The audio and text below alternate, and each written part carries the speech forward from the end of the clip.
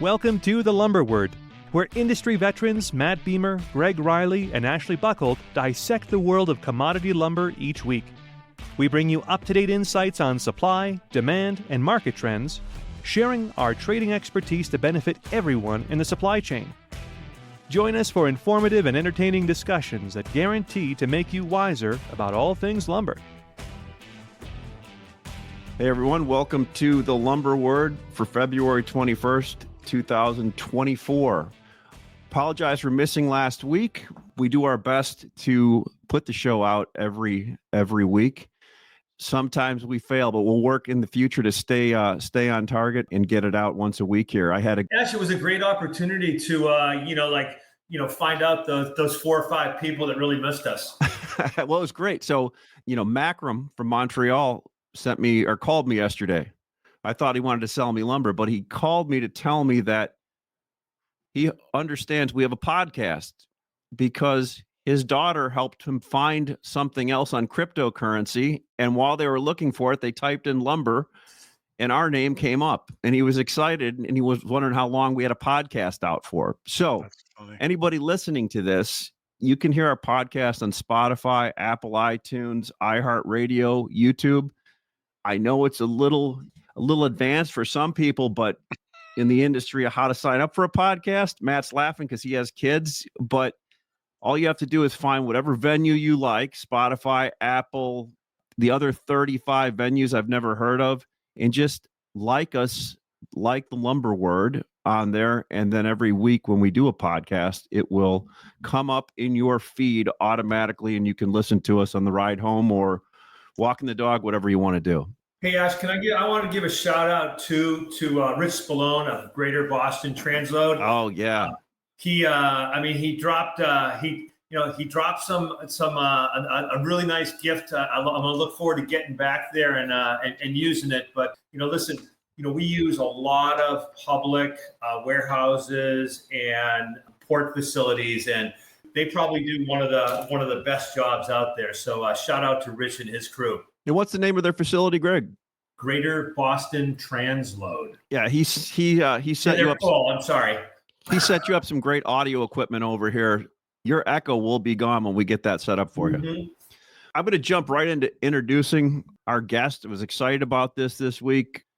Brian Wesbury is a returning guest. I think he was on over a year ago with us, but I'm excited, one, because I follow Brian at Wesbury at WESBURY on X or Twitter, if you still like calling it that.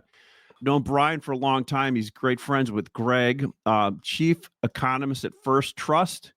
Also has written 2 books, The New Era of Wealth, and It's Not as Bad as You Think. He was the chief economist in 1995 and 96 for the Joint Economic Committee for the U.S. Congress. USA Today has honored him as one of the top economic forecasters, and I believe the Wall Street Journal had Brian at one point #1 U.S. economic forecaster. I like saying also Brian's an Eagle Scout. We share that.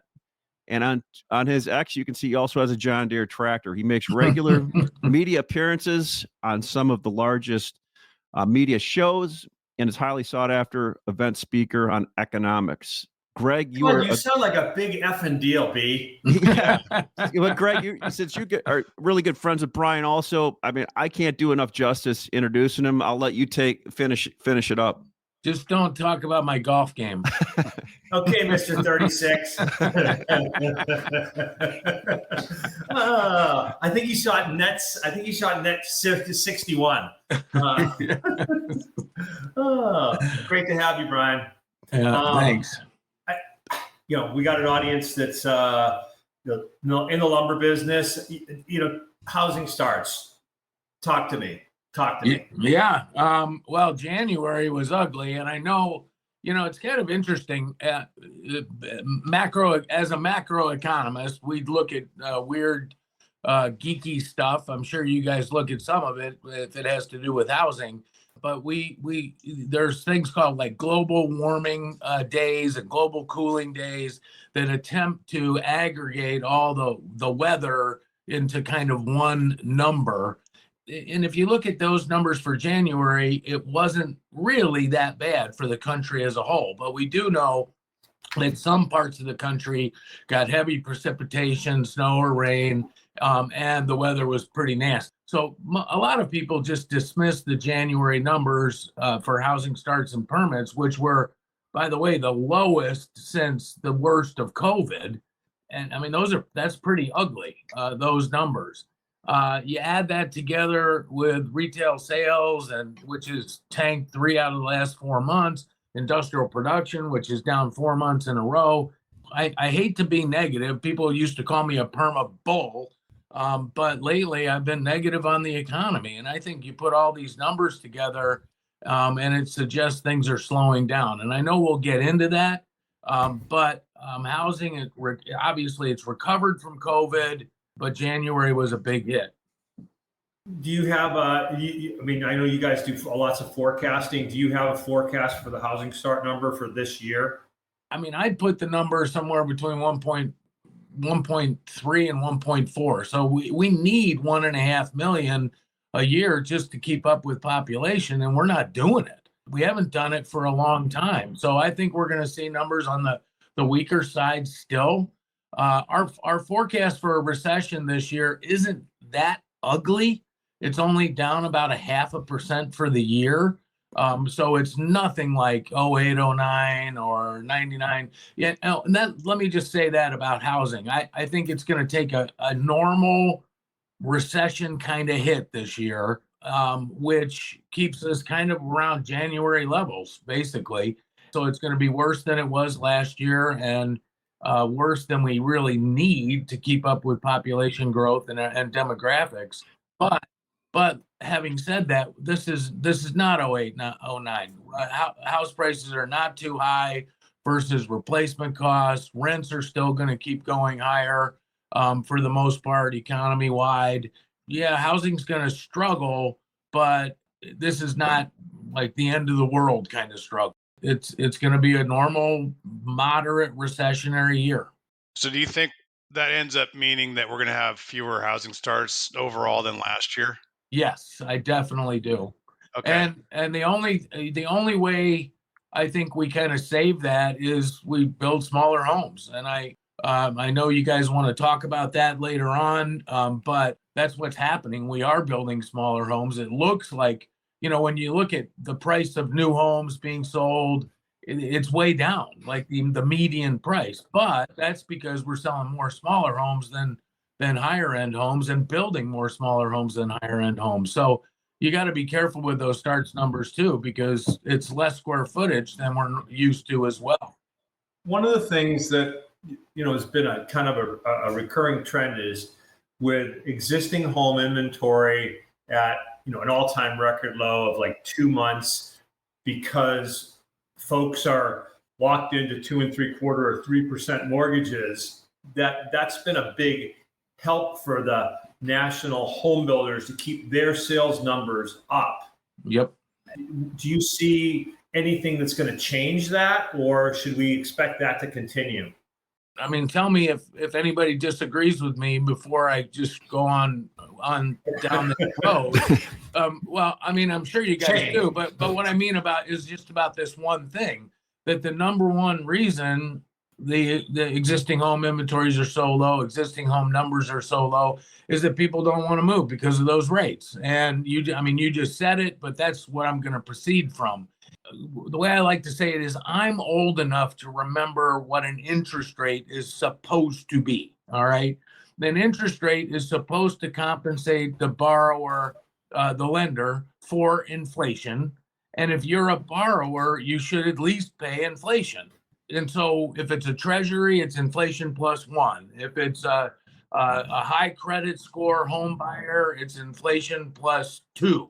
All right. If it's your cousin Vinny's best buddy and he's opening a bar or wants to buy a house, it's inflation plus. Don't do it. Don't do it. Don't do it. Don't do it. Actually, don't do it. Exactly. Hold on. Let's see what Grok has to say about that. Just a second. and so, I'm one of those 2 5/8% 30-year mortgage. I couldn't believe that they gave. I mean, it was. I mean, I feel bad for my bank, kind of. The point I'm getting to is that it all depends on rates, right? So when I look at inflation, and there's 35 measures of inflation. There's we all know the CPI, the PPI, and the PCE deflator, but there's the Cleveland median inflation. The Atlanta Fed does it. Like there's all these different measures of inflation, and when I look out at all of them, I come up with inflation in the 3.5% range. That's just where it is. 3.5 plus 1 is 4.5. And that's about where the 10-year is. That's, if you take the Fed funds and the 10-year, kind of average them, we're about right. After 15 years of excessively low rates, we're now about right. And so we're not over high and we're not too low anymore. And so if these kinds of mortgage rates are keeping people out of the housing market, then it's going to continue, because I don't see these rates coming down a lot as quickly as people think. Everybody thinks the Fed can just fix inflation without a recession. I don't believe that. I think. What do you think? I have a bet with a realtor friend of mine that the Fed's not going to drop rates this year, and he thinks they're going to drop them 3 times. And so we have an over/under bet. Yep. What do you think about that? Yeah, I think you're probably on the right side of that. You're saying they're not going to cut them. I think that more, they're more stuck, than 3 that times. they have to fight inflation, and people don't want to take that into account. We have 3.5% inflation. The Fed's not going to drop the funds rate until that's under control. That's my theory. That's my operating theory for 2024. And that's why I bet that way. I mean, it's a $5 bet. It's more just like a, chest thumping bet. But I just was curious what you thought about the Fed's actions. I mean, I know that Wall Street's really big on these Fed cuts. Back in November, December, they were talking about, they're going to drop rates in January, February. Well, that came to pass, and they threw cold water on it. Then they said March, and then now I'm reading stories about June. I'm just thinking to myself, I don't think the Fed can do anything. I think their hands are tied. I'm with you right now. The only thing that could change that is if we're right and we have a recession, then they could react pretty quickly, because the political pressure will be through the roof, right?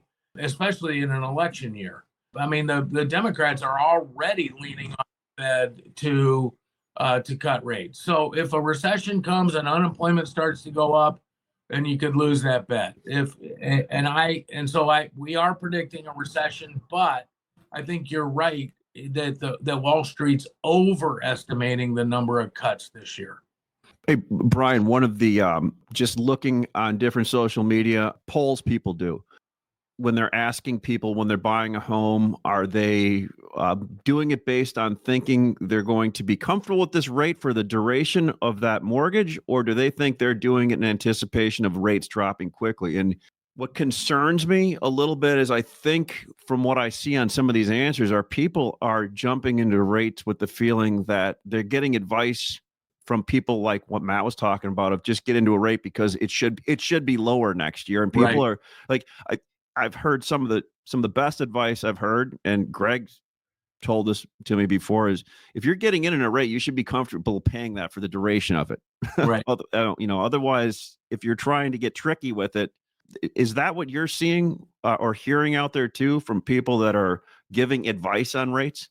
Oh gosh, absolutely. The realtors, that's their pitch, right? I mean, you'll be able to refi. This is only temporary. Part of that is just it's I call it, when rates pop as fast as they did, which doesn't happen much in history, is there's indigestion, right? So we like, whoa, yesterday it was 3 and now it's 7. I'm not touching that with a 20-foot pole. But I grew up in the bond market, and I'll talk about it from the buy side. So we would talk to mostly banks who would buy municipal bonds, and they would call us up and they say, I'm not touching anything that's under a 6. Like, I will only buy a 6% muni. And then rates go to 5.95, 5.94, 5.93, and then all of a sudden everybody goes, okay, 5.5. okay, 5, okay, 4.5. And then they convince themselves all the way down. And I think this is going to happen. And eventually your indigestion goes away. And people now look at 6.5 and they're like, well, that's not so bad. And so I do think that's happening. But the only problem is at the same time, the money supply is going down. And we have, I mean, it's for the first time since the Great Depression. So we could talk about individuals and how they interact with the market and why they make certain decisions.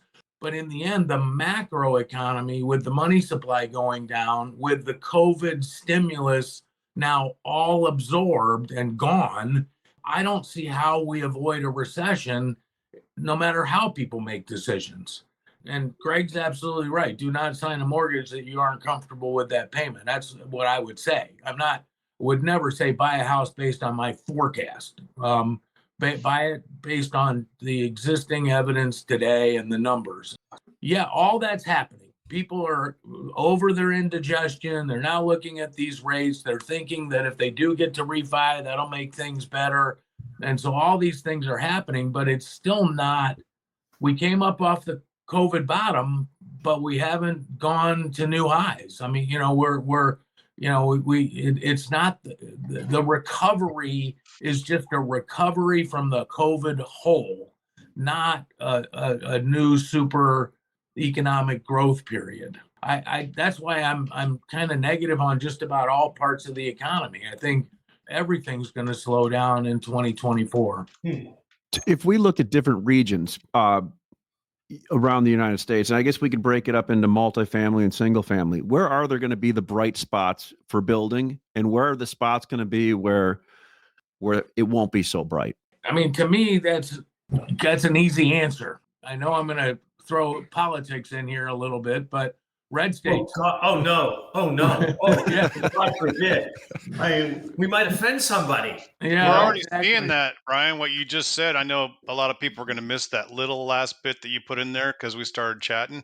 Yep. But I just read an article about that.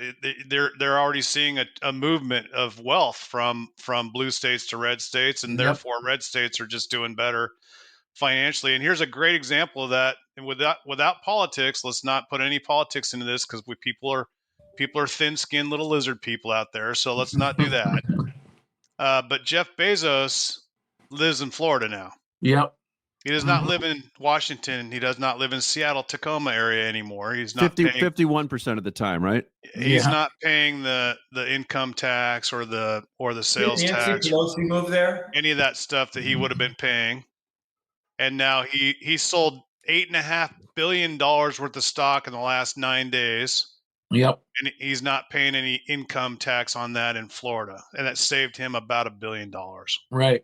So Yep. And that's it. It's the red states that are going to boom. I mean, Chicago had its worst existing and new home sales in 11 and 12 years. If you look at the city proper or the metro area, it's a 9-county metro area, 11 years. Like it's ugly there. And 300,000 out migration in the last decade out of the Chicago area. And so, I was just in Naples. I mean, the prices, it's like what has happened in the last 2 or 3 years, and it's booming.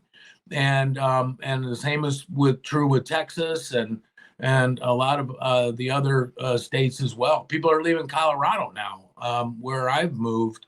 We got a better tax environment than Illinois, but they're finding ways to mess that up too. And so that's who's going to win, Ash. It's like it's pretty clear to me, and Matt said it very well. Well, Colorado's changed a lot just in my career because I've been selling Denver since 1994, and I've traveled to Colorado many, many times. I have a lot of friends there, and I love Colorado. To me, Colorado is very similar to Oregon, just doesn't have the ocean. But there's a lot of people that have like-minded attitudes towards the outdoors and skiing and the mountains that you see here in Oregon. So there's a lot of parallel mindsets in the two states. When I was younger, we used to joke about that. You're still young. Yeah, when I was in my 20s, I joked with the Colorado customers that they didn't want to import our politics from Oregon because Oregon's always been a little bit wacky, a little bit, they say, keep Portland weird for a reason, right? Yeah. But Colorado was a red state back then. You know, it was a firm red state. It wasn't even a purple state. It was a red state like Utah. Yep. And so now look at it. It's a dark blue state here in the last 20 years, and Yeah. I find it fascinating, honestly, because I mean, it's just an interesting study in the migration of people. Really, Yeah. and it can have positive impacts and it can have negative impacts on your politics and your policies. So Right. it'll be interesting to see what happens with Colorado. I'm a big fan. I say this as a huge fan of the state of Colorado. It's a beautiful place, beautiful people. You know, I hope that they can figure it all out before people leave there too, right? Because Yeah. it's happening in Oregon. People are leaving Oregon right now. Yeah. People are leaving I have a place up in where my John Deere tractor is, up in the mountains near a little town called Kremling, and that's cowboy country and fishing guide country and hunter country, and people there, they're looking at Montana with the grass is greener on the other side. They're really looking at it. But you brought up, I'm going to throw another topic in here. And that is, you just made me think of it because I moved to Denver and I'm used to living in the suburbs of Chicago. I lived in Chicago for 35 years, I'm in the city proper of Denver on the south side. There's more dogs than babies. And that brings up another headwind for the housing market, I think, is population growth. I mean, I think we're below replacement rate right now. If it weren't for immigration, we would be on the path toward a declining population at some point.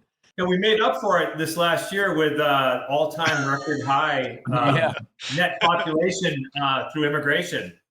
Yep, exactly.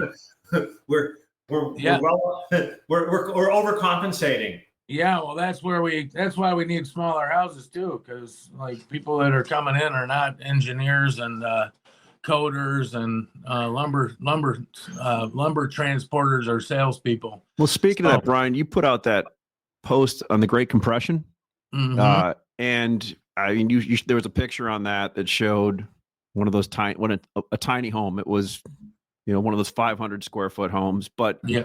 Does your wife watch that show, Ashley, Tiny Houses?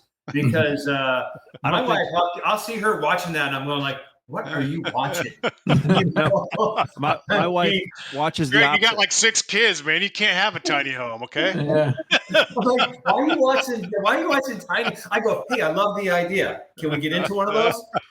But I saw a chart the other day and it showed the square footage of houses decreasing over the past 20 years and significantly so in the last few years. And people we talked to in Texas and Florida and other places, we're even seeing it in product. There's some 9-foot studs or 8-foot studs are becoming more popular because people are trying to cut corners and make square footage smaller or take out pantries or whatever they can do, right, to make it a little bit more inexpensive. Yeah. And what they're doing is they're shrinking the home size. Now, I'm not going to go full out to say we're going to be eating bugs in the future, but I mean, there is a noticeable. What are you seeing in that trend, and how far does it go? Yeah, I mean, I tell the story. I go to Europe at least twice a year, and travel all around. Every time I go to Spain, Italy, and France for those three are really, you can just see it. The cars just keep getting smaller and smaller and smaller. I mean, you can fit like 3 of those things in an F-150 now.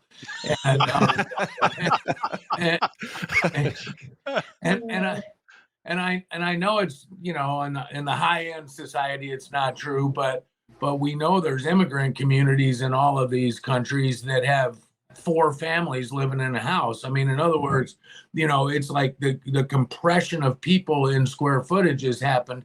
And the reason that's happened in Europe so much, I believe, is because their government is too big and it's squeezing out the private sector and the ability of growth to lift living standards. And now if you take federal government spending plus state and local, it's 45% of GDP. And then we economists, we also like to add in the other costs of government, which would be regulation. And the cost of complying with all the tax laws and all of that. And that's about 7% of GDP. So our government is bigger than half of GDP, 52% of GDP, which means every dollar AI produces, only $48 of that, or 48 cents of that, makes it back into the private sector. The other 52 cents goes into the government. And if they're going to build windmills instead of allow fracking, and they're going to subsidize all these low productivity areas versus the high productivity areas, that slows down growth and slows down living standards. If you redistribute money from people that are productive to people that are unproductive, for example, in New York City, they're not going to give $10,000 debit cards to all the immigrants that have been bused there, and that's unproductive resources. So then what happens is living standards and wages don't rise. People have to buy less square footage, 8-foot tall rooms instead of 9-foot tall rooms. That's a great stat, Ash, or a great thing to think about. And smaller cars and so it's not surprising to me to see a New York Times story about people building 500 square foot homes to live in. And what they'll call themselves is minimalists. I'm a minimalist, and they'll be proud of it. But in reality, it's a sign of lower standards of living. And then to go back, I said this already, but if you look at the median price of a new home, it's plummeted, even though the average price per square foot has continued to rise and stay high because of previous money printing and inflation.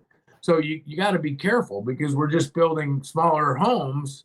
The price of homes is not coming down. The price per square foot is permanently higher because of all the money we printed during COVID. Somebody said something to me where they went, I heard that inflation was down, but I don't see, the prices aren't coming down. Yeah, exactly. And no. The rate of increase is lower, but prices are not coming down anytime soon. I think that the government likes to obfuscate a little bit, and make things opaque rather than just explain things as they really are. So they talk about inflation is going down. All they're talking about is the rise in prices. The rate of the rise is actually going down, but the rise is still there. Yep. Okay, so that leads me on to the next thing. I noticed, Brian, on your X page that you had a post about Argentina. Mm-hmm. And was that the one that Elon Musk picture? I want you to contrast what you said about Argentina on your X page with the reality that we're talking about here for the last 25 minutes in the United States, where we're probably going to need a recession if people want a relief in home prices or the relief in food prices or energy prices or some of these things. The only way you're going to get that is deflation, correct? I mean, either that and then the cost of living has gotten so high, it's creating a vicious loop here where people need to make more money to go buy those groceries and pay for their fuel. So now this $15 minimum wage seems like it's too cheap all of a sudden, whereas 5 years ago, we all would have laughed at $15 minimum wages.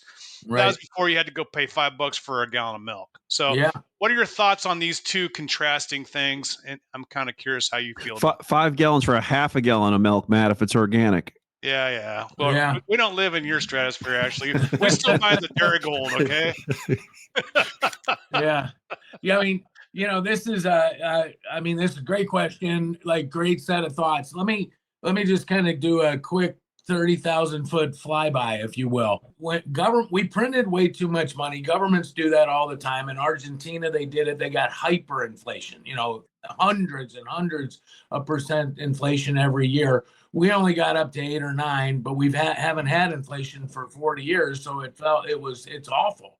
But this is all that whole process. The government prints too much money, then they grow themselves and create programs and borrow money and increase the debt, which increases the cost of government. And all of this squeezes living standards. And so the way you get by today is you buy a smaller house, a smaller car, ride a motorcycle or a moped. So you use less gas, you use less energy to heat your home. You live in a smaller home, so you have a lower monthly payment, and that's the way all these living standards go down. And then eventually, and it's true throughout history, there is no progressive country in the world that has been successful. And I would put progressive just before socialist and communist, because that's what they're trying to do. But what happens then is you get higher inflation and lower growth, which Argentina had.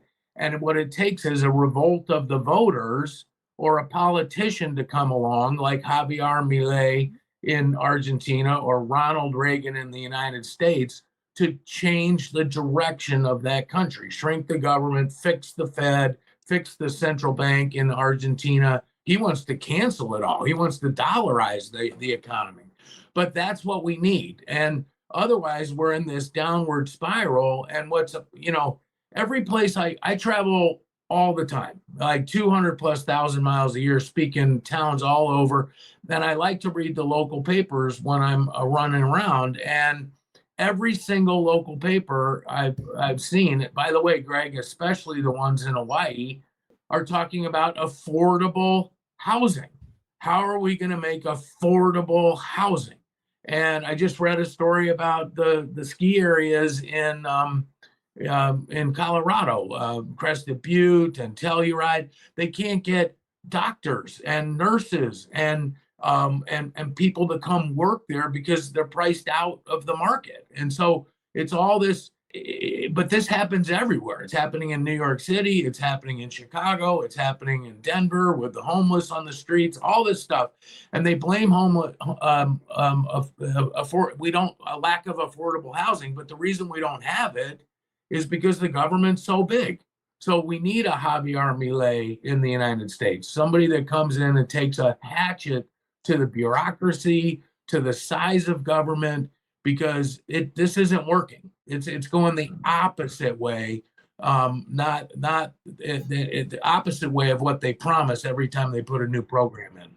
Brian, if you listen to what Mike, like any of the candidates, doesn't look like the situation here is dire enough for that to happen right now, based on the candidates that we have. Hey, so Brian, we do, Ash, is it okay to segue right now? Yeah, I just had one question I had for Brian, a couple of them. So all of this that we have said, I mean, one of the bright spots, I mean, there's been a lot of bright spots, obviously, in the stock market. Home builder stocks have been just on a tear for the last few years.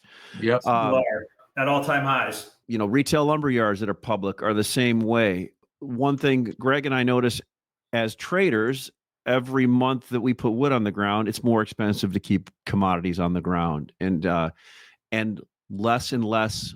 It seems like retailers and all that are having us carry that inventory on the ground, which makes sense, right? That's so.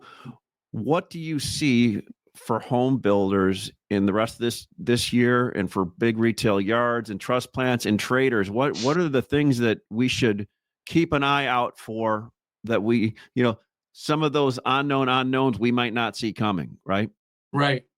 Yeah. I mean, I do think, as I said, we're going to have a recession. That's going to make it tough. It's interesting that everywhere there's just in time, everybody tries to push the inventory cost down the pipeline. And I feel like we're kind of at the end, unless you can figure out how to have robots build houses. We're kind of at the end of being able to squeeze out those costs. My example is, like I said, I travel all the time. You can't get a bar of soap in hotels anymore. It's all you go into the shower and it's got 3 pumps: body wash, shampoo, and conditioner. There's no bar of soap. And they don't even have a bar of soap at the sink to wash your hands. And so, and these are, even some of the high-end hotels have gone this way, or they're down to one little bar, and no like one in the tub or whatever. Well, Bandon Dunes does. I got one there at Bandon Dunes in January, so it's still good. You need to go there and play some golf, Brian. Yeah, it was probably Irish Spring too. It's like no, it's the good stuff. It's that French stuff. It smells good. Right. But I love Bandon Dunes. Oh my gosh, what a the best part about the showers there is they have the mirror in the shower. Hey, don't give away my secrets. Yeah, on the wall. Yeah. But yeah, in other words, I feel like you're putting the cost of inventory back on the dealers, the suppliers, the transportation companies, all of that. We've done that for years with just-in-time inventory. Just storing all the the Apple iPhones in some warehouse, and that now takes the risk, and Apple doesn't.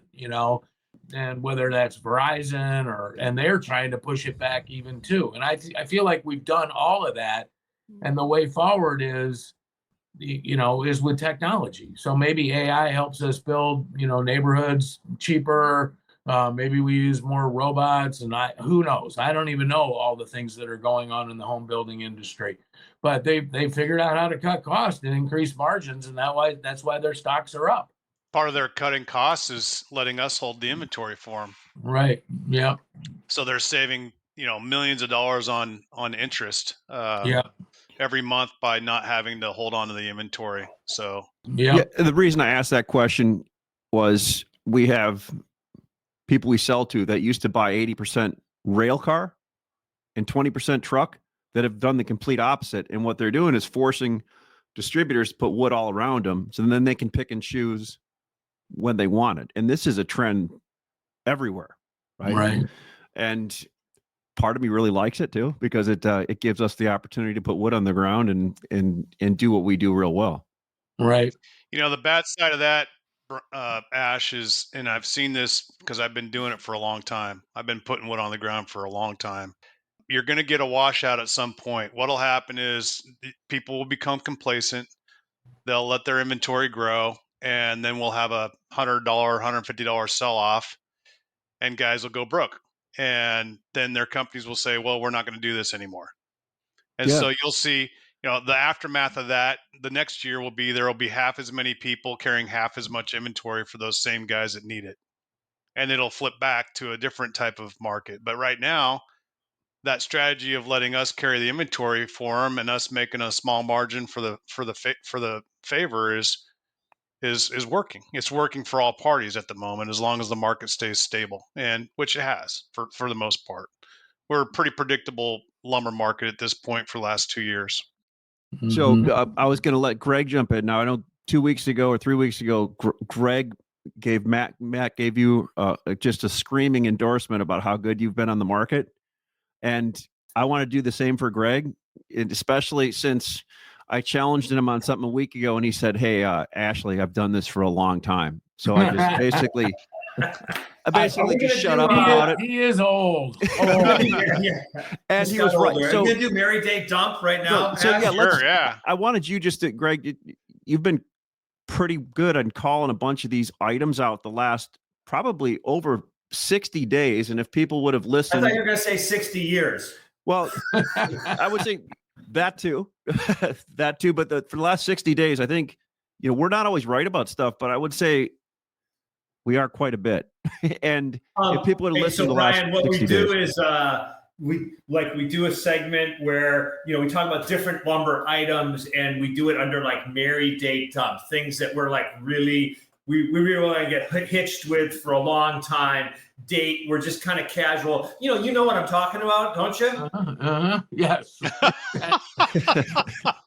and dump. I mean, Ashley used to say break up, and we go dump.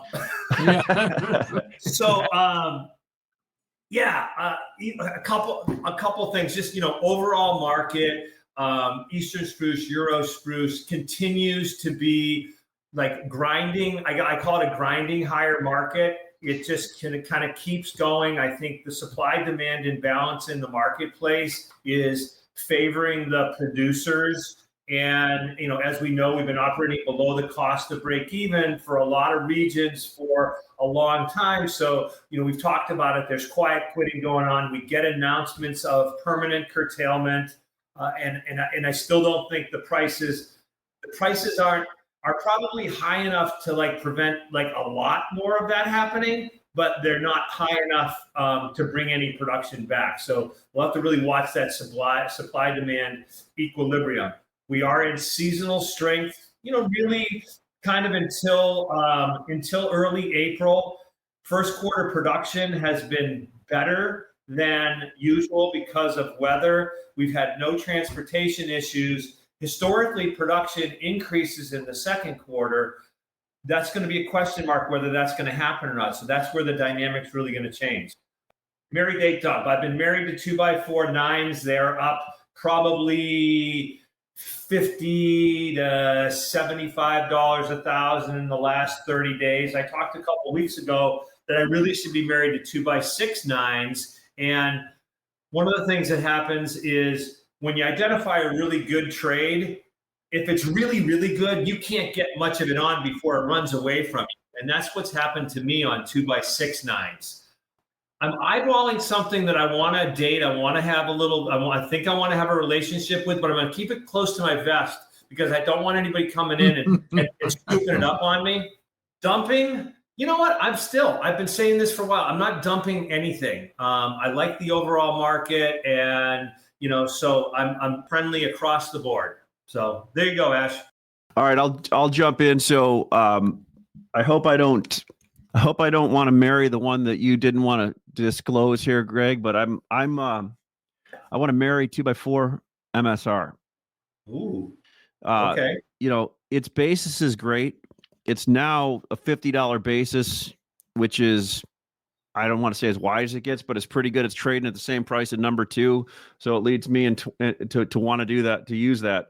Date, 2x4, 104 and 5/8 studs and 92 and 5/8 studs. The shorter studs I like because they have a lot more liquidity. And as we talked about the smaller houses, I think that trend's going to continue. And dump, I'm going to dump 2x4 16s. The reason being, I've noticed a lot more of those coming over on vessels because it seems to me the Europeans like to produce stuff that they're getting a big return on. They like producing overvalued items and not producing enough undervalued items. And I'm starting to see more 16s slosh around. And one thing that's on my radar now dumping them, it's going to be one of those where I still, take them out to the Olive Garden every now and then and kind of keep a string on it because there's nothing. It's not a hard one. It's not a hard one. But one thing that I think to keep on the radar, I've heard a couple people have told me now that some of these home builders looking to cut costs, a lot of these big I-joist and LVL producers have combined and are really, raising prices for floor joists and roof joists or, kind of control things.